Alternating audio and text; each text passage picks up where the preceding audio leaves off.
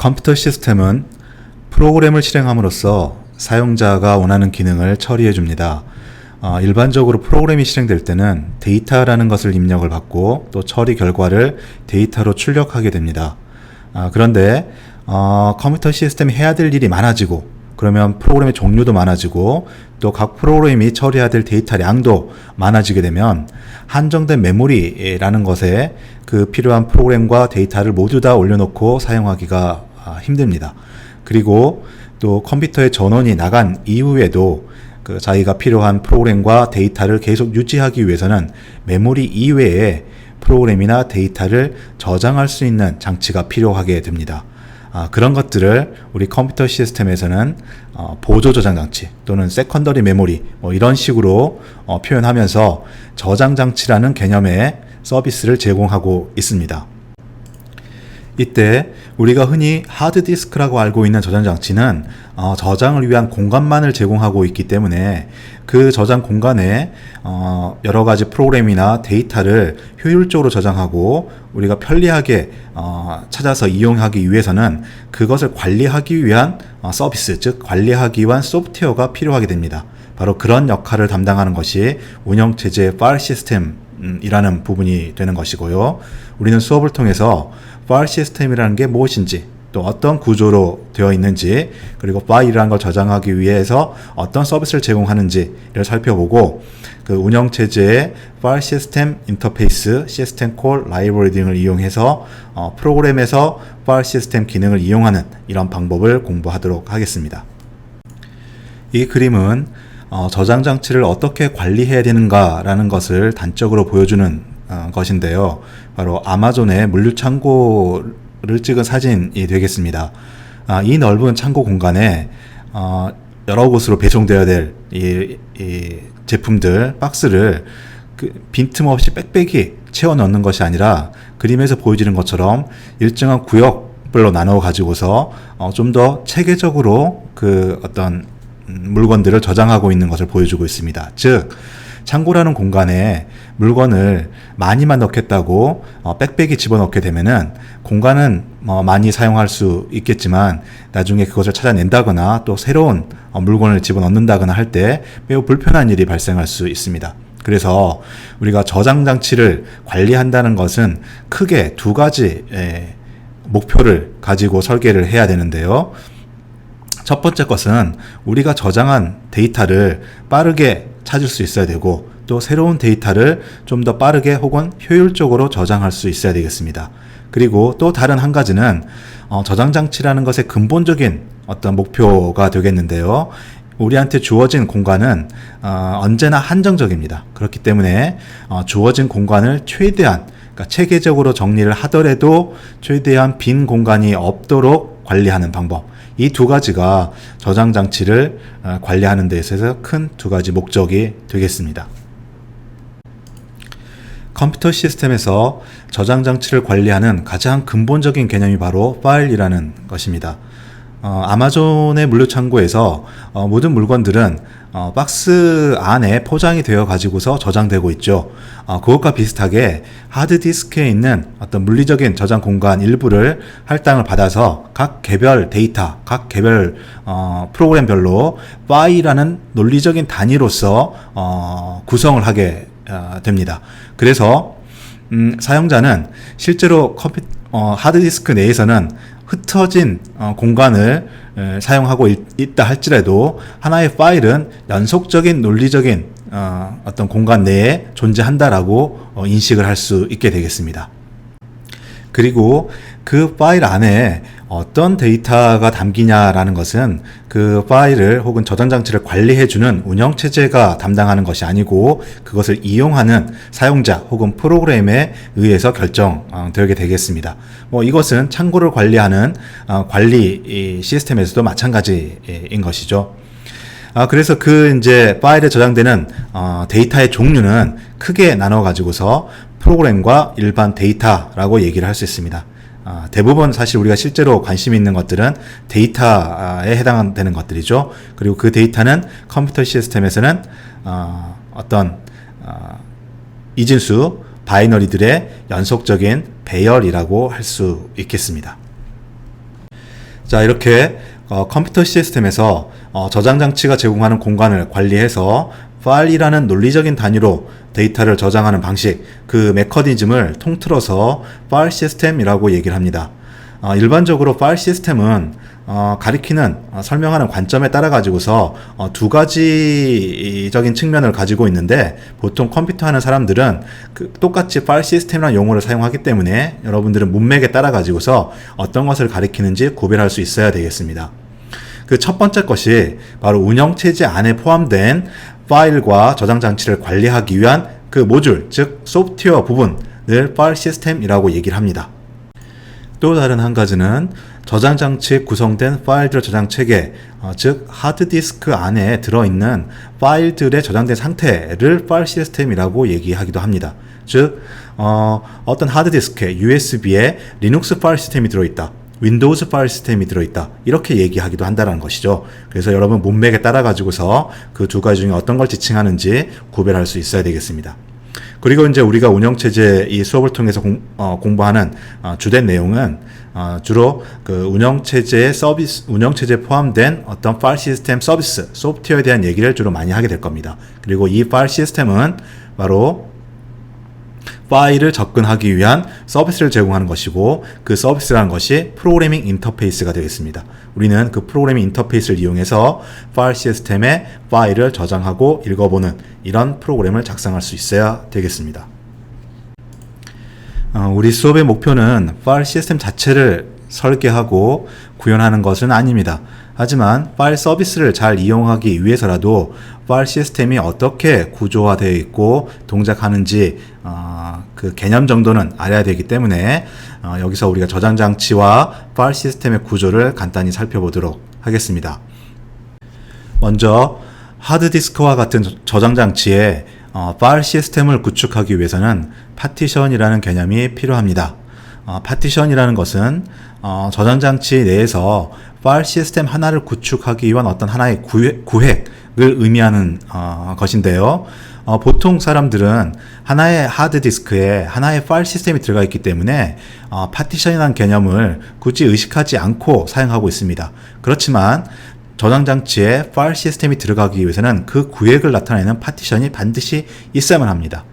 따라서 이 정의에 따라서 하나의 하드디스크에는, 저장 장치에는 여러 개의 파티션이 있을 수 있는 것이고요. 그래서 하나의 저장 장치에 여러 개의 파티션이 들어갈 수가 있는 것이고요. 또는 여러 개의 하드디스크가 있다 할지라도 그것을 하나의 파티션 구획으로 만들게 되면 여러 개의 하드디스크를 하나의 파일 시스템으로 만들 수도 있게 되는 것입니다. 바로 이 구획을 나타내는 것이 파티션이라고 할 수 있습니다. 그리고 정의에만 관점에서 보자면은 파티션에는 반드시 파일 시스템이 들어가는 건 아니고 파일 시스템이 아닌 다른 저장 용도로도 쓸 수가 있습니다. 그래서 이러한 관점에서 이제 대조적인 개념이 볼륨이라는 것인데요. 어떤 크기, 단위, 좀 전에 얘기한 그런 구획이라는 개념만 놓고 보면은 볼륨과 파티션이 거의 같은 의미를 가지고 있습니다. 그런데 큰 차이점은 파티션은 하드디스크에서의 어떤 구획 그 자체를 의미하는 것이고, 볼륨이라는 것은 그 구획에 파일 시스템이 실제로 구축이 되어 있는 상황, 그것을 볼륨이라고 얘기합니다. 그래서 우리가 파일 탐색기 등에서 보이는 C 드라이브, D 드라이브 뭐 이런 식의 파일 시스템으로 보이는 이런 것들을 우리가 볼륨이라고 얘기할 수 있는 것입니다. 파티션과 마찬가지로 볼륨도 하나의 하드디스크 내에 여러 개의 볼륨이 있을 수도 있는 것이고요. 또 여러 개의 하드디스크가 하나의 볼륨으로 만들어질 수도 있는 것입니다. 이 그림은 파티션 혹은 볼륨과 디스크들 사이의 관계를 보여주고 있는 것입니다. 하나의 디스크 안에 여러 개의 파티션이 있을 수 있고, 각 파티션에는 어떤 서로 다른 파일 시스템, 혹은 같아도 상관없겠습니다. 각각 하나씩의 파일 시스템이 들어간다는 것을 보여주고 있는 것이고요. 또 여러 개의 디스크를 모두 묶어 가지고서 하나의 파티션으로 만들게 되면은 이 디스크들을 통합해 가지고서 한 파일 시스템으로 운영할 수도 있다는 것입니다. 그리고 이렇게 파티션 안에 파일 시스템이 들어가 있으면 우리가 그것을 볼륨이라고 얘기하는 것이고요. 이 파티션에 꼭 파일 시스템이 없을 수도 있는 것입니다. 예를 들어 가지고 운영체제 복구를 위한 어떤 이미지라든가 운영체제에서 하이버네이션이라는 기능을 활용하기 위한 이미지, 이런 것들을 저장할 때는 파일 시스템 구조가 아니라 그냥 파티션 저장 공간만 이용해 가지고 좀 특수한 형태로 데이터를 저장하게 되겠습니다. 그런 용도로도 쓸 수 있다는 거죠. 그런 개념이 파티션, 그리고 파일 시스템에 들어가 있으면 볼륨, 이렇게 구분 짓고 있습니다. 자, 이번에는 파일 시스템의 구조를 좀 더 구체적으로 살펴보도록 하겠습니다. 파일 시스템의 구조는 운영체제마다 각각 다른 방식으로 저장장치를 관리할 수 있기 때문에 조금씩 다를 수 있는데요. 좀 더 엄밀히 얘기하자면 운영체제마다 다르다기보다는 파일 시스템의 관리 정책에 따라 달라지게 되겠습니다. 그래서 보통 파일 시스템은 그 이름들을 각각 가지고 있게 되겠습니다. 여기서 보여지고 있는 것은 FAT이라는 지금 윈도우즈 운영체제를 사용하고 있고요. 또 일반적인 컴퓨터 시스템에서 가장 어떤 기초적인 파일 시스템 구조라고 할 수 있겠습니다. 파일 시스템 종류마다 그 구조가 조금씩 달라진다라고는 했는데 그 근본적인 저장 원리는 거의 대동소이하게 하고 있습니다. 그래서 우리는 가장 간단하다고 할 수 있는 FAT이라는 이름의 파일 시스템 구조를 살펴봄으로써 컴퓨터 시스템의 운영체제의 파일 시스템은 대략 어떤 방식으로 이 저장 공간을 운용한다라는 것을 이해해 보도록 하겠습니다. 이 그림에서 위쪽에 있는 이 박스는 하나의 하드디스크를 가리키고 있습니다. 그래서 하나의 하드디스크에는 4개의 파티션이 들어있다라는 것을 보여주고 있는 것이고요. 각각의 파티션에는 서로 다른 파일 시스템 혹은 서로 다른 데이터 저장 방식으로 운영을 할 수가 있겠습니다. 그리고 이 맨 앞에 있는 것이 우리가 전에 부팅 과정에서 살펴봤던 부트스트랩 코드가 들어가는 MBR, 마스터 부트 레코드, 또는 PBR, 프라이머리 부트 레코드라고 얘기했던 부트 섹터 부분을 가리키고 있습니다. 그리고 아래쪽에 있는 박스가 바로 이 중에 있는 파티션, 두 번째 파티션 안에 들어있는 어떤 그 구성 방식, 구조를 보여주고 있습니다. 그래서 한 파티션 안에 바로 FAT이라는 이름의 파일 시스템이 들어가 있다는 것이죠. 그리고 여기는 네 번째 파트에는 리눅스 파일 시스템이 들어갈 수도 있다는 것입니다. 하나의 파일 시스템이 이 그림에서 보는 것처럼 조금 더 복잡한 구조로서 구성되는 이유는 이 저장 공간을 좀 더 효율적으로 사용하면서 저장된 파일들을 좀 더 빠르게 찾고 또 새로운 파일을 추가할 때나 기존의 파일을 수정할 때 조금 더 간편하게 그 작업을 수행할 수 있도록 하는 게 목적이 되겠습니다. 이러한 목적을 달성하기 위해서는 FAT이라는 파일 시스템은 크게 세 가지 부분으로 구성이 되어 있는데요. 바로 FAT라는 부분과 루트 디렉토리라는 부분, 그리고 데이터 블락이라고 하는 부분이 되겠습니다. 여기서 FAT이라고 하는 부분은 파일 알로케이션 테이블이라는 것의 약자가 되겠습니다. 파일이 할당되어 있는 정보를 담고 있는 테이블이라는 뜻입니다. 즉, 이 세 가지 구성 요소가 의미하는 것은 파일들이 어디에 저장되어 있는지, 저장되어 있는 위치 정보를 이렇게 함축되어 있는 테이블로 미리 가지고 있게 된다는 것이죠. 그리고 다음에 있는 루트 디렉토리는 우리가 파일 시스템은 기본적으로 디렉토리의 트리 구조를 갖추게 되어 있습니다. 그래서 그 디렉토리를 찾아가는 맨 첫 번째 위치가 바로 루트에 해당하는 디렉토리가 되는 것이죠. 그래서 루트 디렉토리는, 다른 디렉토리는 루트 디렉토리를 찾아봄으로써 그 디렉토리가 어디에 있는지 알 수 있는 것이고, 루트 디렉토리는 이렇게 뒤져보지 않더라도 그 위치를 바로 알 수 있도록 정해진 위치에 자리하게 됩니다. 그리고 세 번째는 이 데이터 블럭이 우리가 알고 있는 루트 디렉토리 아래에 들어있는 여러 가지 디렉토리나 실제 파일들이 들어가 있는 부분들이 되겠죠. 그래서 파일들은 이 데이터 블럭에 어디든지 들어갈 수 있고 어떤 방식으로든지 흩어져서 들어갈 수도 있습니다. 그런데 그 파일들이, 어떤 한 파일이 어떤 위치에 들어가 있느냐라는 이 FAT 정보와 그것을 찾아가는 첫 번째 위치인 루트 디렉토리를 내가 알고 있다라면 그 어디에 있는 파일이든지 트리 구조에 따라 가지고서 좀 더 손쉽게 접근할 수가 있다는 것이죠. 즉, 이 전체 데이터 블록을 다 뒤져보지 않고서도 내가 원하는 파일을 트리 서치하는 그런 정도의 복잡도만 가지고서 찾을 수 있게 된다는 것입니다. 이런 것이 바로 파일 시스템이 이런 구조를 가지는 이유가 되겠습니다. FAT이라는 파일 시스템은 FAT이라는 것과 루트 디렉토리와 데이터 블록이라는 것으로 바로 이 목적을 달성하고 있습니다만은 또 다른 파일 시스템, 이 다른 예라고 되어 있는데 이것은 리눅스의 파일 시스템의 한 예가 되겠습니다. 리눅스에서 일반적으로 많이 쓰이고 있는 파일 시스템인데요. 이 경우는 하나의 파티션 안에 이런 방식대로 파일 시스템이 구성되어 있는 것을 보여주고 있습니다. 앞에 FAT에서 봤던 것과는 완전히 다른 구성처럼 보이지만 그 근본 원리는 거의 동일합니다. 자, 그래서 이 앞쪽에 부트 블록은 앞에 봤었고요. 슈퍼 블록, 프리스페이스 매니지먼트, 아이노드 이 세 개의 요소가 바로 어떤 일을 하냐면은 뒤쪽에 들어있는 데이터 쪽에 들어있는 데이터 블록에 들어가 있는 파일들이 어떤 위치에 저장되어 있는가라는 그런 저장 공간에 대한 정보를 담고 있습니다. 여기는 더 특별히 어떤 부분들이 사용되고 있으며 어떤 부분들이 사용되고 있지 않느냐라는 정보까지 같이 포함함으로써 새로운 파일을 여기다 쓰려고 할 때 전체 뒤져가지고 빈 공간을 찾는 것이 아니라 여기서 바로 빈 공간의 위치를 알아내서 쓸 수 있는 이런 방식을 취하고 있는 것이죠. 그래서 어쨌든 앞부분에 있는 게 FAT 파일 시스템의 FAT 테이블과 비슷하게 뒤에 저장되어 있는 데이터들이 어떤 위치에 저장되어 있는가, 어떤 파일이 어떤 위치에 저장되어 있는가 라는 정보를 담고 있는 부분이 되는 것이고요. 그리고 두 번째 루트 디렉토리가 있고 실제 파일과 디렉토리를 저장하기 위한 데이터 블록들로 구성되어 있습니다. 즉 다른 파일 시스템이지만 근본적인 어떤 파일 시스템의 구성은 크게 세 가지로 동일하다는 겁니다.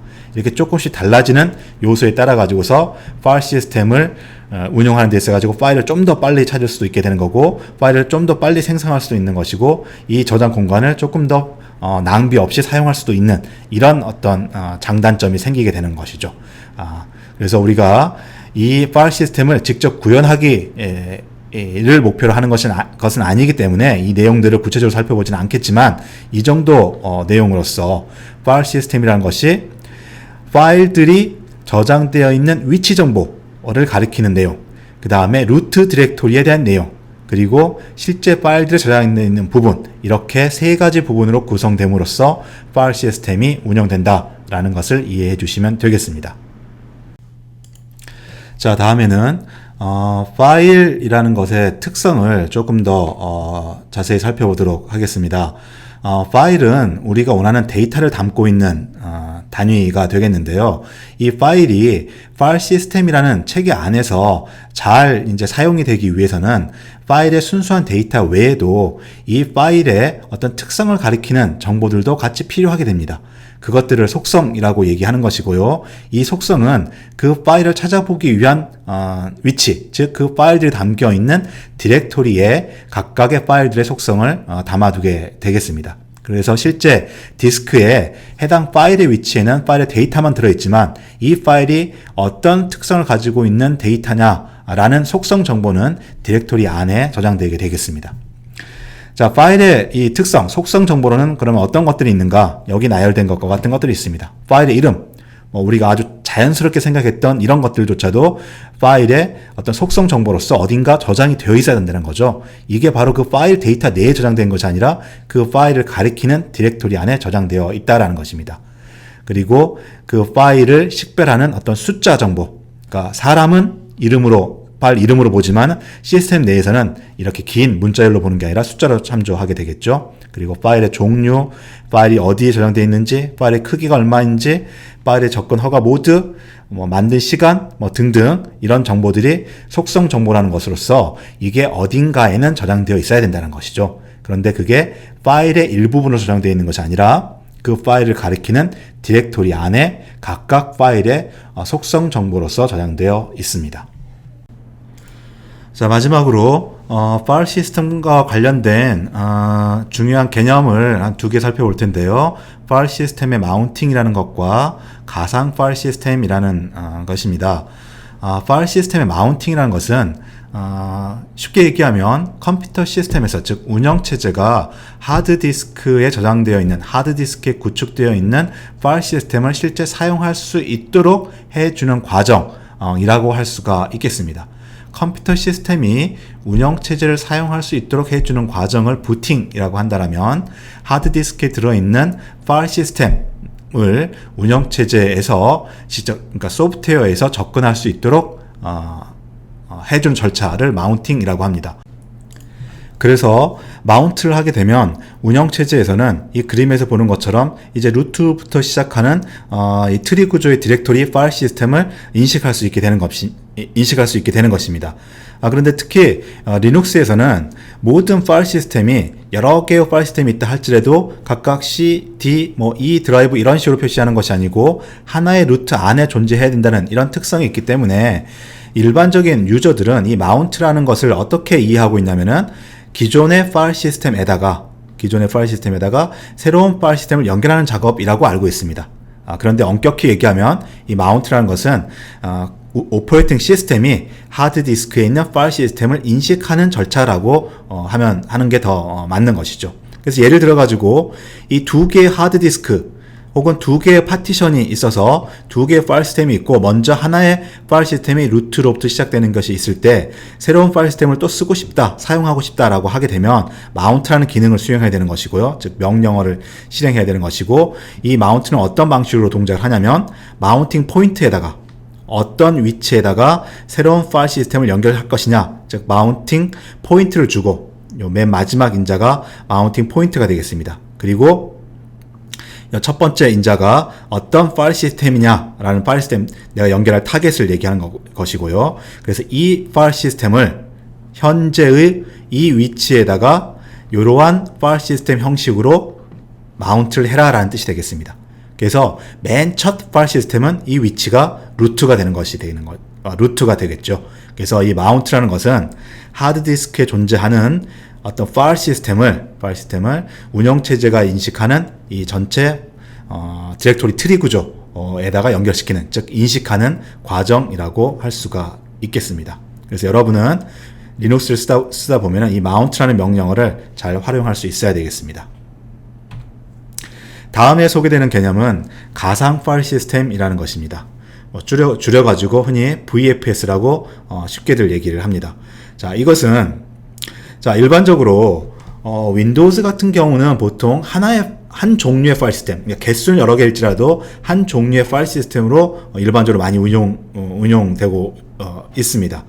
그런데 리눅스 같은 경우에는 정말 다양한 파일 시스템이 하나의 운영체제 안에 존재할 수가 있게 되는 것이죠. 그러면 이렇게 한 컴퓨터 운영체제 안에 여러 개의 파일 시스템이 있으면 그 운영체제의 파일 시스템 모듈은 어떻게 구현이 되어야 되냐면은 각각의 파일 시스템들이 약간씩 다른 방식으로 파일 시스템 구조를 만들고 있기 때문에 각각을 위한 별도의 인터페이스, 파일을 읽는 함수, 파일을 생성하는 함수, 디렉토리를 읽는 함수, 이런 것들을 따로 만들어서 시스템 콜로 제공해야 됩니다. 그래서 운영체제의 파일 시스템 모듈도 복잡해지고, 사용자 입장에서도, 즉 프로그래머 입장에서도 내가 어떤 파일 시스템에 있는 파일을 접근하냐에 따라서 각각 다른 시스템 콜을 호출해야만 하는 것이죠. 그래서 이런 불편함을 덜기 위해서 리눅스 파일 시스템에서는 이 그림에서 보는 것 같이 서로 다른 파일 시스템이 존재한다 할지라도 실제 운영체제가 제공해주는 서비스는 VFS라고 하는 가상의 파일 시스템 하나로서 사용자들한테 제공해 줄 수 있도록 구축을 하고 있습니다. 즉 이렇게 하게 되면 각각의 운영체제들은 VFS가 요구하는 방식대로 자기네들의 서비스를 제공해 주는 것이고, VFS는 단일화된 하나의 어떤 시스템 콜로서 사용자한테 그것을 제공해 주게 되는 것입니다. 그래서 어떤 파일 시스템으로 가느냐는 VFS 모듈이 결정하게 되는 것이죠. 그래서 이런 식으로 구축이 되어 있으면 실제 설계할 때도, 파일 시스템을 설계할 때도 각각의 파일 시스템에 대해 가지고 독립적으로, 또 객체지향적이라는 말이 나오는데요, 설계를 할 수 있는 이런 이점이 있고, 사용자 입장에서도 서로 다른 파일 시스템의 특성을 일일이 고려하지 않고 VFS가 제공해주는 인터페이스만 이해하고 있으면은 어떤 파일 시스템이든지 동일한 read, 동일한 write를 통해서 접근할 수 있게 된다라는 장점이 있겠습니다. 그래서 실제로 현재 현존하는 모든 리눅스 파일 시스템은 비록 파일 시스템 하나만 이용한다 할지라도, 이 그림에서 파일 시스템 하나만 이용한다 할지라도 그것은 결국 VFS를 거쳐 가지고 사용자 또는 응용 프로그램에게 제공된다고 되어 있습니다. 이런 개념이 가상 파일 시스템이 되겠습니다.